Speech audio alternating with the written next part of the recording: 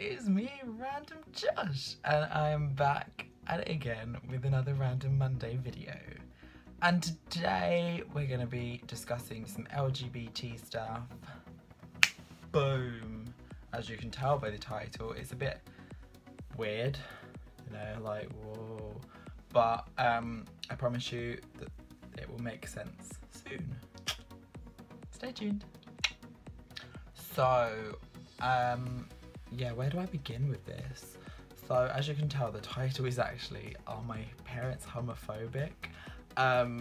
So I wanted to just talk about my story, my personal story with my parents, you know, how me and my parents get on, and this is just purely in terms of the LGBT side of things, you know, how they accept it, how they don't accept it, and etc, etc, because every parent is different, and you know, it's just opening a different door to the world to show you that there's levels, really.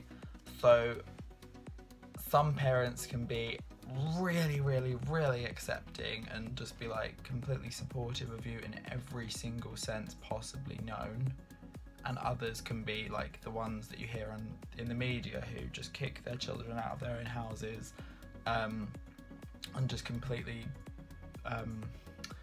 leave them, like they don't want to associate themselves with that child anymore. So there are different kind of sectors and scales with it. So mine are accepting, but they're not completely and utterly supportive, you know. So it's difficult because, you know, obviously as me, I love my family, I love my mum and dad to pieces, but you know, it would be so much nicer if I could have that chance to feel like that little bit more love, you know. It sounds really selfish and stuff, but just to feel supported, to feel like I could be myself, because half the time, even in my videos, I don't feel like I'm fully being myself, because I don't even know who being me is anymore, because I've been put into this kind of box to be safe, and I know that that's why they've done it. They've put me in this box of be normal when you're going out into the outside world, because there's so much hatred out there in the world, but at the end of the day it's not living. It's killing me more and more every day, and it's suffocating the life out of me that I don't even recognise myself anymore. I don't know who I am, and you know, that is the bottom line of it. It's just, I know some parents out there, if there are any parents of LGBT children watching this now, I just want to tell you that whatever way you do this, you're not doing it the wrong way. Everyone has their own way of accepting their children, and I'm just sharing my personal experience and how I feel. Your child may not feel the exact same, but just, I feel like showing support more often than none actually really helps, and don't do it just because they are that way. Do it because you want to give them a good impression, a good start in life, you know.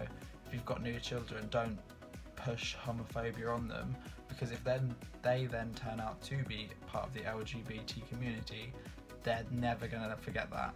That memory will imprint in them for the rest of their lives, and they will always sit that back and think, my parents are never going to love me or fully accept me. And even if you do, in their head they'll never ever forget that. And it is, I mean, they may do, this is completely controversial, they could completely, you know, just forgive you, but a lot of the times they may forgive you, but it will always be that little teeny weeny thought in the back of their head, my parents used to be homophobic, why is it only that they, you know, because I'm here, you know. It's those little things. But yeah, But yeah, so I feel like I kind of went a little bit off track there. So obviously, like, the main reason that I'm doing this video is because personally my parents do support me and they support who I am, but they don't support LGBT rights to the full, you know. So if something gets shared on Facebook, if I was to share an LGBT post, would they therefore share it as well? It's the little things in life. It's not like they don't support it full stop, it's that they don't want to visually support it. So they're the kind of people that are like, yeah, I support it, but then when push comes to shove, they probably wouldn't. But that's their choices, and that's fine with me. But you know, it does suck a little bit because, you know, it just does. But obviously at the end of the day, I just want to say to all LGBT people out there, if you have experienced any kind of homophobia from family members, whether it be your parents, your siblings, your distant relatives, you know, your cousins, your aunts, your uncles, anyone,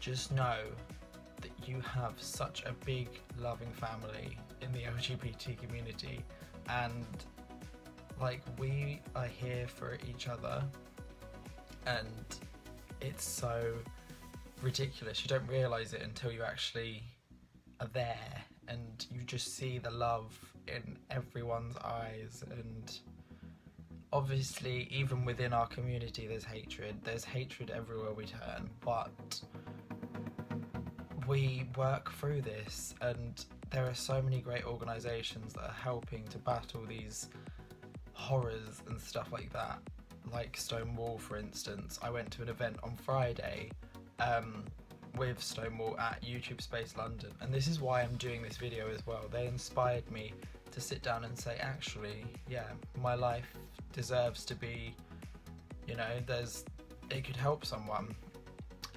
So this is my story, you know, this is just a little glimpse of my story, I should say, because there's much more to me than you believe. But yeah, so like I say, we are such a huge family and a community here, and I just want to say, any kind of support that you need, there is an LGBT person out there who can help you, whether it be me, whether it be someone else.